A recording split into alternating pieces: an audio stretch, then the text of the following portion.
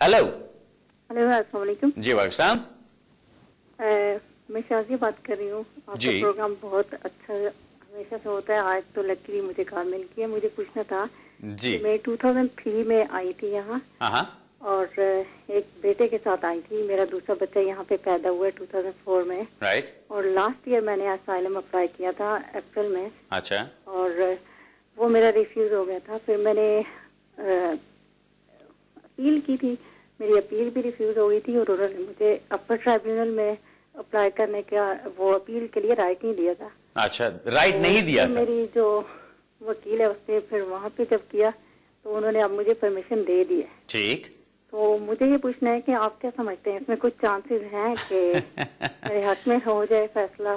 शाज़िया, आपने मुझे अभी सिर्फ और सिर्फ इतना बताया कि आपने असाइलम किया, आपका असाइलम रिफ्यूज हुआ और अब आपको परमिशन मिल गई है। मैं आपको केस के बारे में कैसे कुछ बता सकता हूं? मैं आपके केस के बारे में कुछ नहीं जानता, ना मैं आपके एविडेंस के बारे में कुछ जानता हूं, ना मुझे पता आपके केस के अंदर क्या आर्ग्यूमेंट्स की गई हैं, कौन से केसेस को इस्तेमाल किया गया है, आपका जो आगे का सारा प्रोसेस है वो क्या होना है, पीछे क्या होता रहा है, मुझे कुछ भी नहीं पता इसके बारे में। मैं आपको ये तो नहीं कह सकता कि आपका होगा कि नहीं, लेकिन एक चीज जरूर होती है कि परमिशन कहां मिलती है। परमिशन तब मिलती है अगर जज का जो डिसीजन होता है उसके अंदर उनको कोई ऐसी चीज नजर आती है जिसपे वो कह सकते हैं कि हां, ये गलती तस्वर की जा सकती है जज की तरफ से।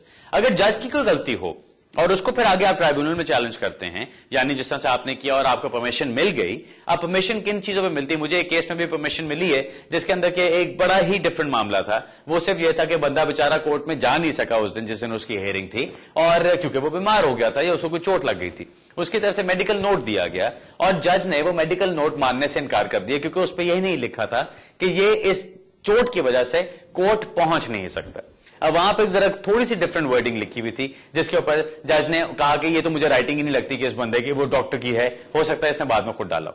अब इस चीज के ऊपर ये बात ऐसी है कि कानूनन जज ने जो भी फैसला करना था वो सही किया, लेकिन सिर्फ ये बात क्योंकि उसने मानी नहीं कि डॉक्टर की तरफ से लिखा गया था कि ये बंदा कोर्ट में नहीं आ सकता, इस चीज के ऊपर हमें परमिशन मिल गई। क्योंकि जाहिर है मैंने डॉक्टर से लेटर लिया कि जी ये राइटिंग आपकी है, आपने खुद लिख के दिया।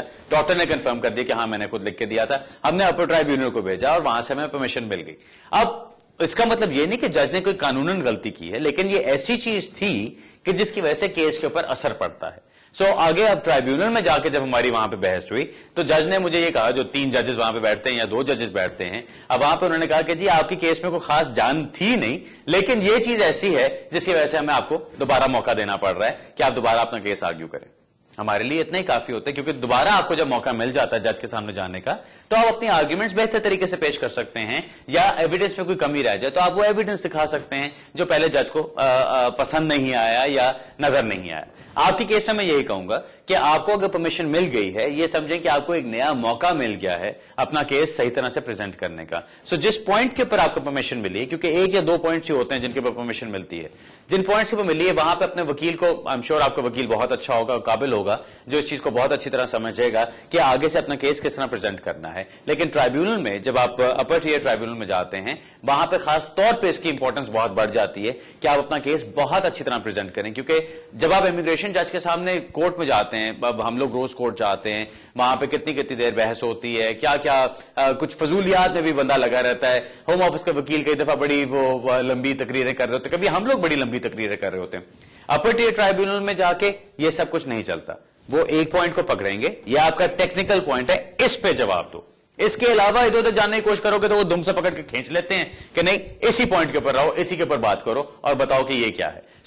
टेक्निकली ये बड़ा एक इंपॉर्टेंट पॉइंट बनता है। अगर आपको परमिशन मिल गई है तो इसके ऊपर जो आपका टेक्निकल पॉइंट है उसके ऊपर पूरा फाइट करना होगा आपको, और फिर होपफुली या तो अपर टियर ट्राइब्यूनल की तरफ से आपके लिए डिसीजन ओवरटर्न करके सब्स्टिट्यूशन हो जाएगी। सब्स्टिट्यूशन का मतलब कि वो डिसीजन खुद दे देंगे आपके लिए, या फिर वो ये कहेंगे कि जी दोबारा एक इमिग्रेशन जज को इसको रेफर किया जाए, पिछले इमिग्रेशन जज के पास नहीं, किसी और के पास, जो अब इसको दोबारा से कंसिडर करेगा।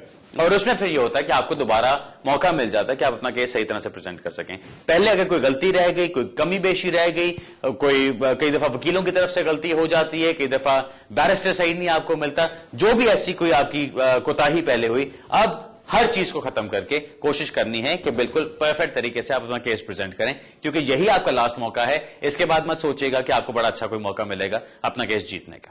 اوکے ناظرین، ابھی بریک کی طرف چلتے ہیں، واپس آتے ہیں اور پھر اپنی سوال جواب کا سلسلہ جاری رکھیں گے. ملتے ہیں تھوڑی سی دیر کے بعد.